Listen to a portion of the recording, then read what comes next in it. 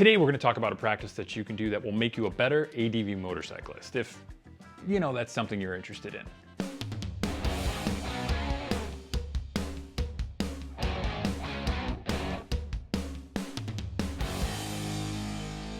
Hey, this is Chad with BeGoneForGood. We do videos all about adventure motorcycling, from the bikes we ride, the trips we take, tips, tricks, tutorials, everything under the sun. When it comes to adventure motorcycling, you'll find it on this channel. If you like that sort of thing, hit subscribe, hit that bell so you get notifications every time we upload a new video. Thank you. Let's move on. Today we're going to be talking about slow maneuvers and how those slow maneuvers can really help you advance your motorcycling capabilities in all different categories, from technical riding to on-road riding to much faster riding, once you get those slow maneuvers down. Now, I have been to several different classes with DC Dirt Camp, Bill Dragoo, Brett Tax, all the sorts of different trainers that you see out there, all talk about slow maneuvers and how valuable this can be. So I thought, I'll buy in. Let's see what happens. Now, ideally, you want to be able to do this in a parking lot, in a field, somewhere where you've got enough room to kind of maneuver around and you don't really have to worry about what's going on. I am lucky that I live in a cul-de-sac. I also, I guess, am sort of lucky that I get to have obstacles out there with me, because my kids come out with their quads and they sort of ride around also, so that adds a little element of distraction, safety, just makes the whole experience a little bit more valuable, I guess. I started just myself, so all the people out there that are worried that I'm going to crush my kids, started just myself. This is more complex training that I do now with them out there with me. I'm also super, super safe with them. I don't wear all my gear all the time, so I'm out there without a helmet, I'm out there without my pants, my shoes, all that sort of stuff. I'm at essentially a walking pace, so I consider it something I'm probably going to be okay with. Would I do better in a helmet? Could I do better in a helmet? Perhaps. You don't have to leave me a comment about it, because it's not going to happen. I'm spending 10 minutes out there with my kids, but I do it 2 or 3 times a week, and that's how it becomes really, really effective. If you do this once every 4 months, you'll find that it probably gets a little bit frustrating and you don't see a whole lot of improvement. Do it regularly, do it for short amounts of time, whatever you can, and just get out there and do this type of stuff. Now, so there are a few different drills that I do. One of them is the circles. So I do circles left, I do circles right. I do it basically all the way to lock of the handlebars and get that as tight as possible and hold it for as slow as you can possibly go. Now, do what is comfortable for you. So if you can't go all the way to lock, don't spill the bike over, don't threaten to, run through the field or off the curb or something like that because you're going too much. Do what you're comfortable with, and know that the progression that you make, and if you do it more and more, you will get better and better at this and be more and more comfortable doing it. So do the circles in both different directions. I also then do figure eights, keeping those as tight as possible, keeping that changeover as quick and as swift as possible and smooth, trying to do it slower and slower each time. The last drill that I do is just straight lines going across the hill, both directions, going down the hill and going up the hill, trying to ride as slow and steady as possible, almost like the slow races that you get in a lot of these training elements.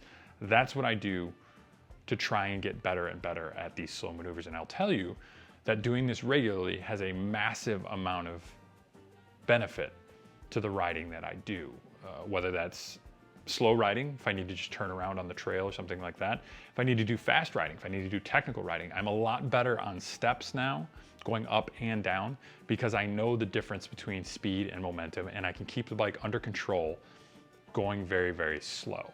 That's a massive help in the way that you want to tackle almost any kind of riding that you're doing. And the more sure you are of the control you have over the bike, the more confident you can be in scenarios that are maybe a little bit more trying, a little bit more testing as you fatigue further. Knowing that you have that control over the bike is a massive benefit to you. This is something that everybody can do and everybody should do, because you don't need any special equipment to do this. You don't need to go out into any wild environments to do this. This is something you can do on almost any parking lot, any stretch of gravel that you've got, any field that you have, any cul-de-sac that you know of. You can go out and get this done. Now in this video, obviously you'll see that there's lots of stops and starts. There's times where I have to get off the bike or dab a little bit, and that's all fine. This is just practice for you, and every failure that you have out there, and if you want to keep the bike up instead of dropping it, great. I have to do that because I've got kids around me.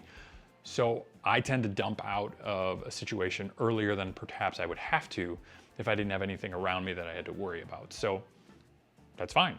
You'll get better. It doesn't matter how you do this, what progression you do. if you're testing yourself just a little bit each time, incrementally, you'll get better and better at this. And I cannot stress this enough. The amount of help that this will do for your riding is unparalleled. More than anything else that I've learned how to do, this is the greatest asset you can possibly go over and over, and the discipline that you can get to make yourself a better ADV rider. It's just phenomenal. And my routine is probably anywhere between 2 and 3 times a week, maybe 10, 15, 20 minutes at a time. So it's not a massive amount of time, but doing it regularly keeps my skills up to date. I can feel it if I'm not out there for 2 or 3 weeks that I've lost a little touch there. At least I've lost a little confidence in that touch. Get out there routinely, do this often. Even if you're just doing this every time you pull up to a stop, instead of going right up to the stop line and stopping, stop 5 feet before and take that next 5 feet to drive or ride as slow as you possibly can while that red light's holding you there. That little bit of practice will make you better every time you go out and ride. Find ways to practice this little bit of routine and you will find yourself a better rider. If you have any questions, comments, anything you want to let me know, if you do certain practices like this, or if I should add something to my repertoire of the things that I'm practicing, leave a comment down below. Let me know what you think. Please do not leave comments about the fact that I'm doing this without a helmet. I get it. I know it's a risk. We take risks on motorcycles. Get used to it. Thank you very much for watching. Again, this is Chad with BeGoneForGood. We do videos all about adventure motorcycling, including some about all the gear all the time, so it's out there. If you like that sort of thing, subscribe, hit that bell, get your notifications. If you like this specific video, give that thumbs up. It really helps the channel. Thank you very much for watching. And remember, the adventure starts with you, up here and in here. I'll see you in the next one.